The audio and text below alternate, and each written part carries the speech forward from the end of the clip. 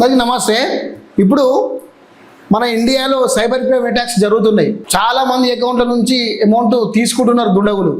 ఏదో ఒకటి మీరు ట్రేడ్ చేయండి, మీకు ఎక్కువ ఇన్వెస్ట్మెంట్ వస్తుంది అని చెప్పి ట్రేడింగ్ పెట్టించుడు, మీరు డిజిటల్గా అరెస్ట్ అయినరు, ఈ అకౌంట్కు 10,000 పడితేనే మిమ్మల్ని రిలీజ్ చేస్తా అని చెప్పడాలు, మీకు పెన్షన్ ఈకేవైసీ చేయాలి అని చెప్పడాలు, క్రాఫ్ట్ లోన్ రెన్యువల్ చేయడం అని చెప్పడాలు, మీకు SBI నుంచి రివార్డ్స్ వస్తాయి, ఈ యాప్ డౌన్లోడ్ చేసుకోవడం చెప్పడాలు. ఇగో ఈ విధంగా కొత్త కొత్త ఎత్తుగడలతోటి సైబర్ క్రైమ్ వాడు మన అకౌంట్ల నుంచి అమౌంట్ లాక్కొని పోతున్నాడు. అందుకోసం మీరు జాగ్రత్తగా ఉండండి. అయితే ఈ సైబర్ క్రైమ్ అటాకులలో బ్యాంక్ ఉద్యోగులు కూడా పాత్ర ఉందట. ఎవడైతే సైబర్ క్రైమ్ అటాక్ చేస్తున్నాడో వాళ్ళకు బ్యాంక్ ఉద్యోగులు సహకరిస్తున్నారట. ఇగో 32 మందిని తెలంగాణ పోలీసులు అరెస్ట్ చేసిర్రు. చూడు ఇక్కడ ఆక్టోపస్ 2 పేరు మీద 32 మందిని తీసుకొచ్చిర్రు. అయితే ఇంట్లో ఎక్కువ మొత్తంలో ఏ బ్యాంక్ వాళ్ళు ఉన్నారు అంటే చూడిగా కథ. ఏయూ స్మాల్ ఫైనాన్స్ బ్యాంక్ అట, బంధన్ బ్యాంక్ అట, బ్యాంక్ ఆఫ్ బరోడా అట, ఫెడరల్ బ్యాంక్ అట, IDFC బ్యాంక్ అట, ఇండస్ బ్యాంక్ అట, కర్ణాటక బ్యాంక్ అట, కరూర్ వైశ్య బ్యాంక్ అట, HDFC బ్యాంకు చెందిన ఈ ఉద్యోగులు వాళ్ళు సైబర్ క్రైమ్ వాడికి సపోర్ట్ చేస్తున్నారట. అందుకోసమే ప్రజలారా, మీ పాన్ కార్డు, మీ ఆధార్ కార్డు, మీ బ్యాంక్ అకౌంటు, ఇతర మీకు బ్యాంకుకు సంబంధించిన ఎటువంటి డీటెయిల్స్ అయినా ఎవరికి చెప్పకండి. బ్యాంకులో ఉన్నంతసేపే మీరు ఎంప్లాయీకి చెప్పండి. బ్యాంకు దాటిన తర్వాత ఎంప్లాయీలకు కూడా మీరు అకౌంట్ నెంబర్ చెప్పొద్దు, ఆధార్ నెంబర్ చెప్పొద్దు, పాన్ కార్డ్ నెంబర్ చెప్పొద్దు, మీ ఫోన్ నెంబర్ చెప్పొద్దు. బ్యాంక్ ఎంప్లాయీస్ మీద కూడా నమ్మకం పోతున్నది. చూడు, ఈ బ్యాంకు వాళ్ళందరూ కలిసి సైబర్ క్రైమ్ అటాక్ చేసే వాళ్ళ పైన సహకరిస్తున్నారు. సహకరించి మన డీటెయిల్స్ వాళ్ళకి ఇస్తున్నారు, ఇచ్చి వీళ్ళు సొమ్ము చేసుకుంటున్నారు. దొంగతనం ఎన్ని రోజులు అవుతుంది, ఎప్పటికైనా బయటపడాల్సిందే. కాబట్టి 32 మంది అరెస్ట్ అయ్యారు. వీళ్ళు దేంతో చెప్తా ఉన్నారట చెప్పాలనా వీళ్ళ కథ. మీరు ట్రేడ్ చేయండి, ట్రేడ్ చేస్తే మీకు ఎక్కువ మొత్తంలో ఇన్వెస్ట్మెంట్ పెడితే ఎక్కువ మొత్తంలో రిటర్న్స్ వస్తాయి అని చెప్పి ఆ విధంగా వీళ్ళు కథ అల్లి మిమ్మల్ని ఇన్వెస్ట్మెంట్ పెట్టించి కథ సైట్ క్లోజ్ చేస్తున్నారట. ఇంకా మీ పెన్షన్ డబ్బులకు ఈకేవైసీ చేయాలి, మేము లింక్ పంపిస్తాం. ఆ లింక్లో మీరు ఓపెన్ చేసి మీ ఆధార్ నెంబర్ కొట్టి, మీ అకౌంట్ నెంబర్ కొట్టి, మీకు OTP వస్తుంది, అది చెప్పండి, చెప్తే మీకు ఈకేవైసీ అయిపోతుంది అని చెప్పి అట్లా కూడా చేస్తున్నారట.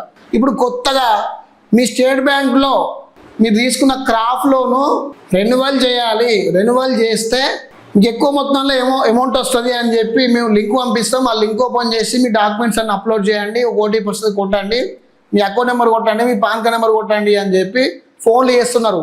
నేను ప్రజలకు ఒకటి చెప్తున్నా, రైతులకు కూడా ఒకటి చెప్తున్నా.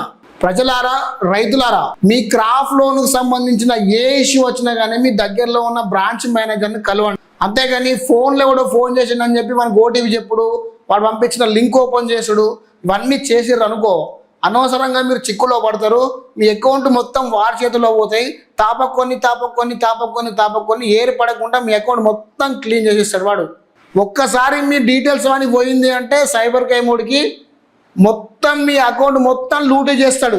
ఎప్పుడు అమౌంట్ వేసినా కానీ అప్పుడు కట్ అయితేనే ఉంటాయి అమౌంట్. వాళ్ళను పోలీసు వాళ్ళు కాదు, వాళ్ళ పైనుంచి బ్రహ్మదేవుడు వచ్చినా దొరకబట్టకుండా జాగ్రత్త పడుతున్నాడు వాళ్ళు. అందుకోసమే చాలా జాగ్రత్తగా ఉండండి, ఎవరు నమ్మకండి ఫస్ట్.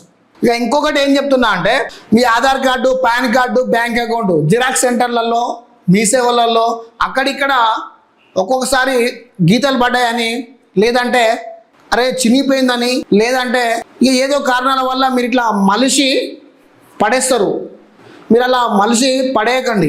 అది ఖరాబ్ అయినా మంచిదే, మీ ఇంటికి తెచ్చి వీలైతే దాన్ని ఇంట్లో దాచుకొని పెట్టుకోండి. ఇట్లా మలిసి పాడేయడం వల్ల ఏం జరుగుతుంది అంటే, మీరు మలిసి పాడేయడం ఇంకోటి చూసిండనుకో, దాన్ని పట్టుకొని పోయి సైబర్ క్రైమ్ వాడికి ఇస్తే వాడు మీ అకౌంట్స్ మొత్తం లూటు చేస్తాడు. మీ Aadhaar card, PAN card, bank account 3 పోయినాయి అనుకోని చేతికి, కథమే, ఇక మీ పని అవుటే. అందుకోసమే ఎక్కడైనా ఇచ్చే కాడ చాలా జాగ్రత్తగా చెక్ చేసుకుంటూ ప్రతిదీ వివరంగా అడిగి మీరు జిరాక్స్లో అయినా, మీ అకౌంట్ నెంబర్ అయినా, మీ పాన్ కార్డ్ నెంబర్ అయినా, ఇతరది ఏదైనా షేర్ చేసుకునే ప్రయత్నం చేయండి. ఇప్పుడు రోజులు ఎవరిని నమ్మతట్లేవు. వీళ్ళు చూడు, సైబర్ క్రైమ్ వాళ్ళు ఎన్ని రాష్ట్రాలలో వీళ్ళు సంచరించారు. కర్ణాటక, బీహార్, వెస్ట్ బెంగాల్, తెలంగాణ, ఆంధ్రప్రదేశ్, గుజరాత్, మహారాష్ట్ర, ఢిల్లీ, రాజస్థాన్, ఇతర రాష్ట్రాల్లో వీళ్ళు సంచరించారు. మన తెలంగాణలో కూడా ఎక్కువ మొత్తంలో సైబర్ క్రైమ్స్ జరుగుతూ ఉన్నాయి. చాలామంది దగ్గర నుంచి అమౌంట్ రికవర్ చేస్తున్నారు పోలీసు వాళ్ళు, కొంతమంది రికవర్ అవ్వడం లేదు. అందుకోసమే మీ డీటెయిల్స్ చాలా జాగ్రత్తగా ఉంచుకోండి.